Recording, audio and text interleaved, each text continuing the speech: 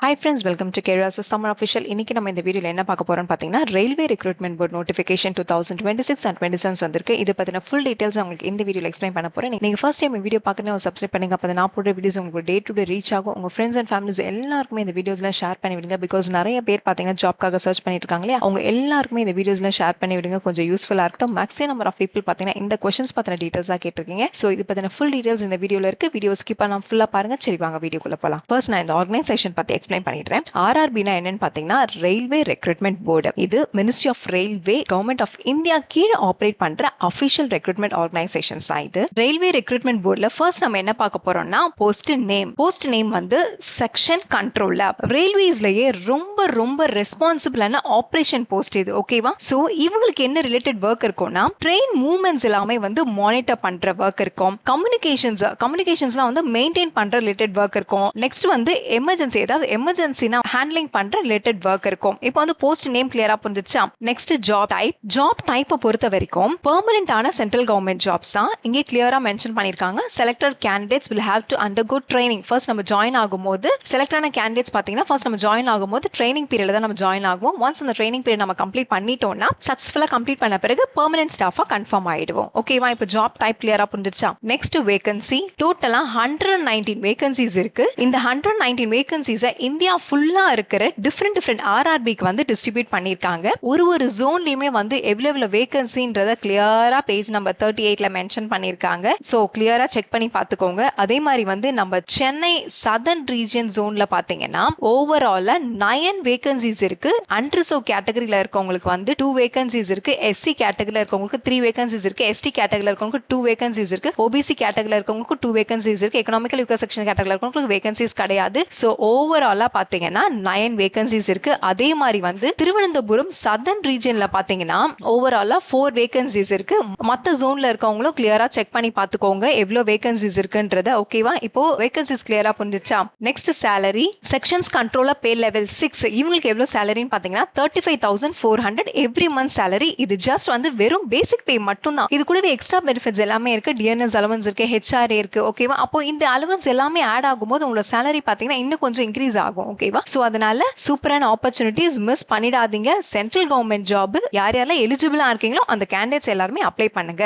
Next educational qualification. Any graduates நீங்க படிச்சிருந்தீங்கன்னா இந்த வேகன்சிக்கு நீங்க அப்ளை பண்ணலாம். பட் நீங்க படிச்ச கிராஜுவேட் வந்து ரெகக்னைஸ்டு போர்ட் ஆர் யூனிவர்சிட்டியில தான் நீங்க படிச்சிருக்கணும். நெக்ஸ்ட் நோட்டிபிகேஷன்ஸ்ல கிளியரா மென்ஷன் பண்ணிருக்காங்க final semester or results waiting கேண்டிடேட்ஸ்லாம் வந்து இந்த வேகன்சிக்கு அப்ளை பண்ண முடியாது. ஓகேவா? இப்போ எஜுகேஷனல் குவாலிஃபிகேஷன்ஸ் கிளியரா புரிஞ்சிருச்சா? Next fees structure. For all candidates except இந்த female, transgender, ex-servicemen இந்த candidates தவிர மத்த எல்லா candidatesக்குமே வந்து applications fees வந்து 500 rupees. இதுல வந்து 400 rupees உங்களுக்கு refund பண்ணிடுவாங்க. எப்போ refund பண்ணுவாங்கன்னா எந்தெந்த candidatesலாம் வந்து CBT exam attend பண்ணிருக்கீங்களோ, ஓகேவா, அந்த attend பண்ண candidatesக்கு மட்டும் வந்து இந்த 400 rupees வந்து உங்களுக்கு refund பண்ணிடுவாங்க. Next, female, transgender, ex-servicemen and belongings to SC, ST minority communities, economically backward class, person with benchmark disability கேட்டகரியில இருக்கவங்களுக்குலாம் வந்து அப்ளிகேஷன்ஸ் ஃபீஸ் வந்து 250 rupees. இந்த கேண்டிடேட்ஸ்க்கும் பாத்தீங்கன்னா பேங்க் சார்ஜஸ் மட்டும் டிடெக்ட் பண்ணிட்டு பேலன்ஸ் அமௌண்ட் வந்து உங்களுக்கு ரீஃபண்ட் பண்ணிடுவாங்க.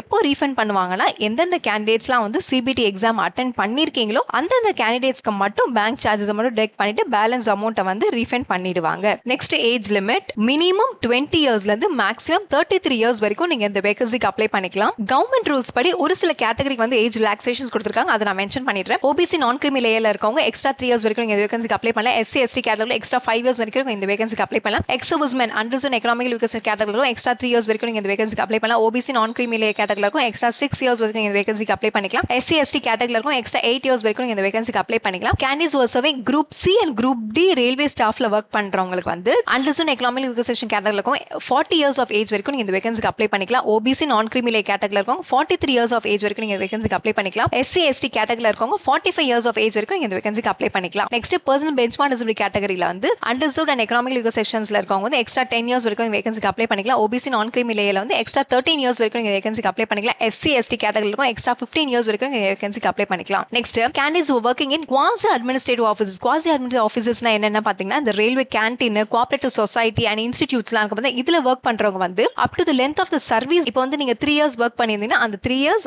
R 5 years whichever is less இது ரெண்டுத்துல எதுவோ அது படி ஏஜ் ரிலாக்ஸேஷன்ஸ் நடக்கும். நெக்ஸ்ட் வந்து உமன் கேண்டிடேட்ஸ், விடோட், டைவர்ஸ் இந்த மாதிரி கேட்டகரியில் இருக்கவங்க வந்து அண்டர் எக்கனாமிக் ரிலாக்ஸேஷன் கேட்டகரியில் இருக்கவங்க 35 இயர்ஸ் ஆஃப் ஏஜ் வரைக்கும் நீங்க வேகன்சிக்கு அப்ளை பண்ணிக்கலாம். ஓபிசி நான் கிரீமி லேயர்ல வந்து 38 இயர்ஸ் ஆஃப் ஏஜ் வரைக்கும் நீங்க வேகன்சிக்கு அப்ளை பண்ணிக்கலாம். எஸ்சி எஸ்டி பாத்தீங்கன்னா 40 இயர்ஸ் ஆஃப் ஏஜ் வரைக்கும் நீங்க இந்த வேகன்சிக்கு அப்ளை பண்ணிக்கலாம். இப்போ ஏஜ் ரிலாக்ஸேஷன்ஸ் கிளியரா புரிஞ்சிருச்சா? Next selection process. செலக்ஷன் ப்ராசஸ்ல ஓவராலா 4 ஸ்டேஜஸ் இருக்கு. ஃபர்ஸ்ட் ஸ்டேஜ் வந்து சிபிடி, செகண்ட் ஸ்டேஜ் வந்து சிபிஏடி, தேர்ட் வந்து பாத்தீங்கன்னா டாக்குமெண்ட் வெரிஃபிகேஷன்ஸ் அண்ட் ஃபோர்த் வந்து மெடிக்கல் எக்ஸாமினேஷன்ஸ். First CBT. சிபிடினா கம்ப்யூட்டர் பேஸ்ட் டெஸ்ட். டோட்டலா 120 மினிட்ஸ் கனெக்ட் பண்றாங்க. டோட்டல் क्वेश्चंस வந்து 100 क्वेश्चंस. இதுல வந்து நெகட்டிவ் மார்க்ஸ் இருக்கு. ஒரு ராங் ஆன்சர்ஸ்க்கு 1/3 மார்க் கட் ஆகும். சிலபஸ் கொடுத்திருக்காங்க. சிலபஸ் பாத்தீங்கன்னா மேத்தமெட்டிக்ஸ் வந்து number system, ratio, promotions, proportions, average, percentage, profit and loss, discount, time, speed, distance இந்த ரிலேட்டட் क्वेश्चंस கேட்பாங்க. Data analysis, interpretations, multi score data analysis, examinations, analysis and interference, drawing from text, tabular data and data represent graphically இந்த மாதிரி related questions கேட்பாங்க. Venn diagram இந்த மாதிரிலாம். Logical கேப்பபிலிட்டில பாத்தீங்கன்னா logical reasoning, clocks and calendar, assumptions,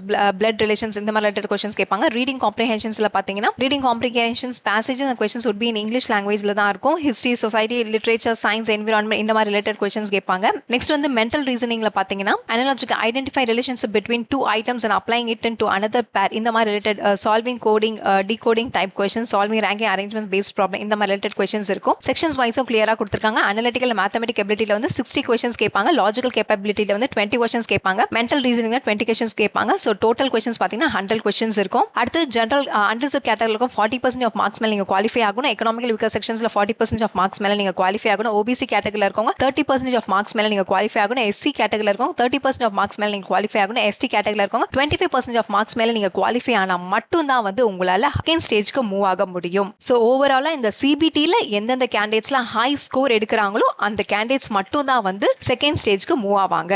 second stage CBAT. சிபிஏடினா computer based aptitude test. இந்த computer based aptitude test வந்து எல்லா கேண்டிடேட்ஸாலையும் எழுத முடியாது. ஒன்லி எந்தெந்த கேண்டிடேட்ஸ்லாம் வந்து சிபிடி எக்ஸாம்ல ஹை ஸ்கோர் எடுத்து செலக்ட் ஆயிருக்காங்களோ அந்த கேண்டிடேட்ஸ் மட்டும் தான் வந்து சிபிஏடி எக்ஸாம்க்கு வந்து அலோ பண்ணுவாங்க. இந்த சிபிஏடி எக்ஸாம்க்கு நீங்க போகும்போது இந்த விஷன் சர்டிபிகேட் உங்க கையில கம்பல்சரி எடுத்துட்டு போகணும். நீங்க எடுத்துட்டு போலன்னா இந்த சிபிஏடி எக்ஸாம் அட்டெண்ட் பண்ண விட மாட்டாங்க. இந்த விஷன் சர்டிபிகேட் நீங்க எங்க இருந்து டவுன்லோட் பண்ணலாம்னு பாத்தீங்கன்னா பேஜ் நம்பர் 46ல வந்து அனெக்சர் 6 ன்னு ஒன்னு இருக்கு. இந்த ஃபார்மேட்டை நீங்க டவுன்லோட் பண்ணிக்கலாம். இல்லனா பேஜ் நம்பர் 47ல அனெக்சர் 6A இருக்கு. சோ இந்த ரெண்டு ஃபார்மேட்ல ஏதாவது ஒரு ஃபார்மேட்டை நீங்க வந்து ஃபில் பண்ணி ஐ ஸ்பெஷலிஸ்ட் கிட்ட போயிட்டு கண் பார்வையை செக் பண்ணிட்டு நீங்க இந்த ரெண்டு ஃபார்மேட்ல ஏதாவது ஒரு ஃபார்மேட் நீங்க ஃபில் பண்ணி எக்ஸாம் சிபிஏடி எக்ஸாம்க்கு போகும்போது நீங்க இந்த கையில எடுத்துட்டு போனா மட்டும் தான் உங்களால இந்த எக்ஸாம் அலோ பண்ண விடுவாங்க. நெக்ஸ்ட் சிபிஏடி எக்ஸாம் பொறுத்த வரைக்கும் இதுல வந்து நெகட்டிவ் மார்க்ஸ்லாம் எதுவுமே கிடையாது. எப்படி இதுல கால்குலேட் பண்ணுவாங்கன்னு பாத்தீங்கன்னா 70% ஆஃப் வெயிட்டேஜ் மார்க்ஸ் பாத்தீங்கன்னா இந்த சிபிடில இருந்து கால்குலேட் பண்ணுவாங்க. and 30% ஆஃப் வெயிட்டேஜ் மார்க்ஸ் வந்து சிபிஏடில இருந்து கால்குலேட் பண்ணுவாங்க. சோ இந்த சிபிஏடில ஓவராலா எந்த கேண்டிடேட்ஸ்லாம் வந்து ஹை ஸ்கோர் எடுக்கிறீங்களோ அந்த கேண்டிடேட்ஸ் மட்டும் தான் வந்து தேர்ட் ஸ்டேஜ்க்கு மூவ் ஆவாங்க. தேர்ட் ஸ்டேஜ் வந்து டாக்குமெண்ட் வெரிஃபிகேஷன். டாக்குமெண்ட் வெரிஃபிகேஷன்ஸ் அப்போ நீங்க என்னென்னலாம் எடுத்துட்டு போகணும்னு பாத்தீங்கன்னா உங்களோட ஒரிஜினல் சர்டிபிகேட்ஸ் எல்லாமே நீங்க கையில எடுத்துட்டு போகணும். அதே மாதிரி 2 செல்ஃப் அட்டஸ்டட் போட்டோ காப்பீஸும் நீங்க உங்க கையில எடுத்துட்டு போகணும். இந்த டாக்குமெண்ட் வெரிஃபிகேஷன்ஸ் யாருக்கெல்லாம் நடக்கும்னா இந்த சிபிஏடி அண்ட் சிபிடி இந்த ரெண்டு ஸ்டேஜஸ்லுமே எந்தெந்த கேண்டிடேட்ஸ்லாம் ஹை ஸ்கோர் எடுத்திருக்காங்களோ அந்த கேண்டிடேட்ஸ்க்கு மட்டும் தான் வந்து டாக்குமெண்ட் வெரிஃபிகேஷன்ஸ் நடக்கும். இந்த டாக்குமெண்ட் வெரிஃபிகேஷன்ஸ் அப்போ உங்களோட ஒரிஜினல்ஸ் எல்லாமே வந்து செக் பண்ணுவாங்க. ஒரிஜினல்ஸ் மீன்ஸ் நீங்க என்ன எஜுகேஷன் குவாலிஃபிகேஷன்ஸ் நீங்க என்ன படிச்சிருக்கீங்க, உங்களோட கேஸ்ட் சர்டிபிகேட் செக் பண்ணுவாங்க, உங்களுக்கு எக்ஸ்பீரியன்ஸ் ஏதாவது இருக்கான்னு செக் பண்ணுவாங்க. ஓகேவா? இது எல்லாமே வந்து செக் பண்ணுவாங்க. நெக்ஸ்ட் இந்த தேர்ட் ஸ்டேஜுமே எந்த கேண்டிடேட்ஸ்லாம் வந்து கிளியர் பண்ணிருக்காங்களோ அந்த கேண்டிடேட்ஸ் மட்டும் தான் வந்து ஃபோர்த் ஸ்டேஜ்க்கு மூவ் ஆவாங்க. ஃபோர்த் ஸ்டேஜ் பாத்தீங்கன்னா மெடிக்கல் எக்ஸாமினேஷன்ஸ். மெடிக்கல் எக்ஸாமினேஷன்ஸ் ஒண்ணுமே இல்ல. இந்த ரெக்ரூட்மெண்ட்டை பொறுத்த வரைக்கும் நீங்க பிசிக்கலி ஃபிட்டா இருந்தாலே இந்த ஜாப் கன்ஃபார்ம். பட் என்னன்னா இந்த மெடிக்கல் எக்ஸாமினேஷன்ஸ்ல நீங்க வந்து பாஸ் ஆகணும். ஓகேவா? இந்த ஒரு ஸ்டேஜஸ்ல நீங்க ஃபெயில் ஆயிட்டீங்கன்னா கூட இந்த ஜாப் உங்களுக்கு கன்ஃபார்ம் ஆகாது. சோ அதனால இந்த மெடிக்கல் எக்ஸாமினேஷன்ஸ்ல நீங்க பாஸ் ஆகணும். ஒண்ணுமே இல்ல, சிம்பிள் தான். இங்க கொடுத்திருக்காங்க பாருங்க. டிஸ்டன்ஸ் விஷன்ஸ் வந்து உங்களுக்கு 6/9 வித்வுட் கிளாஸஸ். ஓகேவா? நியர் விஷன்ஸ் பாத்தீங்கன்னா 0.6 வித்வுட் கிளாஸஸ். சோ ஓவராலா இந்த 4 ஸ்டேஜஸ்லயுமே எந்தெந்த கேண்டிடேட்ஸ் வந்து கிளியர் பண்ணி ஹை ஸ்கோர் எடுத்திருக்காங்களோ அந்த கேண்டிடேட்ஸ்க்கு மட்டும் தான் வந்து ஜாப் கன்ஃபார்ம் ஆகும். இம்பார்ட்டன்ட் திங் என்னன்னு பாத்தீங்கன்னா கேண்டிடேட்ஸ்லாம் வந்து யாரெல்லாம் இந்த லாசிக் சர்ஜரி இந்த சர்ஜரிலாம் நீங்க ஏதாவது பண்ணிருந்தீங்கன்னா இந்த வேகன்சிக்கு நீங்க யாருமே அப்ளை பண்ண முடியாது. ஓகேவா? Next how to apply. நம்ம அப்ளிகேஷன்ஸ் ஃபார்ம் ஃபில் பண்றதுக்கு முன்னாடி இந்த ஆர்ஆர்பில போயிட்டு நம்ம ஒரு அக்கௌண்ட் கிரியேட் பண்ணிக்கணும். இந்த அக்கௌண்ட் ஆல்ரெடி நீங்க அக்கௌண்ட் கிரியேட் பண்ணி வச்சிருந்தீங்கன்னா இந்த ப்ராசஸ் பண்ண தேவையில்லை. இந்த அக்கௌண்ட் கிரியேஷன்ஸ் பண்ண தேவையில்லை. ஆர்ஆர்பில போயிட்டு அக்கௌண்ட் கிரியேட் பண்ணாதவங்களுக்கு தான் இப்ப நான் ஸ்டெப் பை ஸ்டெப் ப்ராசஸ் சொல்ல போறேன். இந்த அக்கௌண்ட் கிரியேட் பண்றதுக்கு என்னென்ன தேவைன்னு பாத்தீங்கன்னா ஒரு பர்சனல் மொபைல் நம்பர் தேவை அண்ட் ஆக்டிவான இமெயில் ஐடி தேவை. இது ரெண்டுமே ரொம்ப இம்பார்ட்டன்ட். இது ரெண்டுமே இருந்தா மட்டும்தான் உங்களால அக்கௌண்ட் வந்து கிரியேட் பண்ண முடியும். பிகாஸ் ஓடிபி வரும். ஸோ அதனால ஆக்டிவான மொபைல் நம்பரும் அண்ட் ஆக்டிவான இமெயில் ஐடியும் கையில வச்சுக்கோங்க. ஓகேவா? இப்போ எப்படி அக்கௌண்ட் கிரியேட் பண்றது நான் சொல்லிடுறேன். ஃபர்ஸ்ட் இந்த ஆர்ஆர்பி ஹோம்ல இதுல போயிட்டு இங்க கொடுத்துருப்பாங்க பாருங்க, செக்ஷன்ஸ் கண்ட்ரோல் இருக்குல்ல, இதுல போயிட்டு அப்ளை கொடுங்க. இப்போ வந்து ஆல்ரெடி நீங்க கிரியேட் பண்ணி வச்சிருந்தீங்கன்னா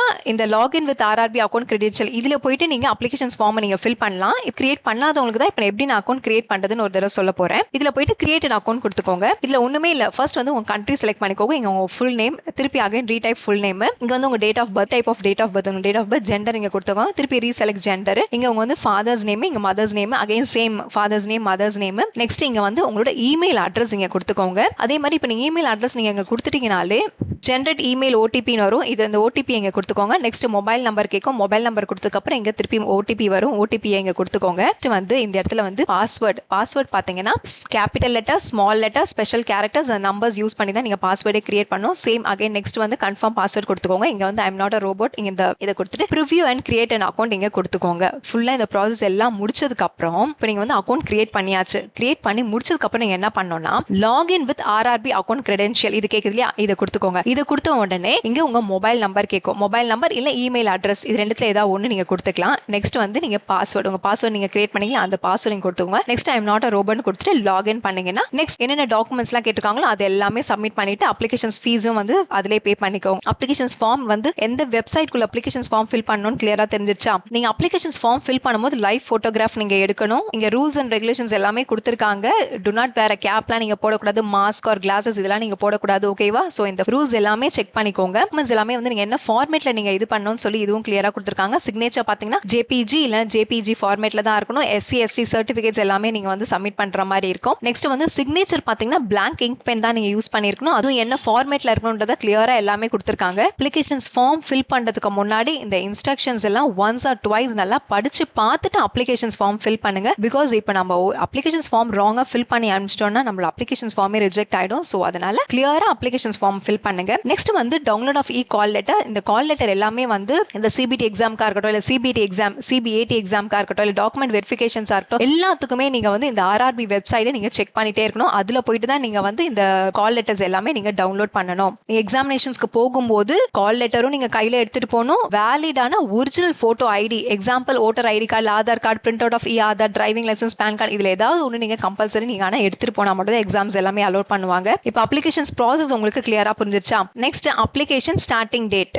அப்ளிகேஷன்ஸ் ஆன்லைன் ஸ்டார்டிங் டேட் என்னைக்குன்னு பாத்தீங்கன்னா 15th July 2026. Next applications ending date, applications closing date எப்போனா 14th August 2026. இப்போ உங்களுக்கு ரயில்வே ரெக்ரூட்மெண்ட் போர்டு நோட்டிபிகேஷன்ஸ் பத்தி நான் கிளியரா எக்ஸ்பிளைன் பண்ணிட்டேன். இதை தவிர்த்து நீங்க என்கிட்ட ஏதாவது क्वेश्चंस கேட்கணும்னு நினைச்சீங்கன்னா கமெண்ட் பாக்ஸ்ல கேளுங்க. அதே மாதிரி வேற நோட்டிபிகேஷன்ஸ் பத்தி ஏதாவது எக்ஸ்பிளைன் பண்ணணும்னு நினைச்சீங்கன்னா கமெண்ட் பாக்ஸ்ல கேளுங்க. நான் உங்களுக்கு செப்பரேட்டா வீடியோ போடுறேன். சரி, நெக்ஸ்ட் வீடியோல பார்க்கலாம்.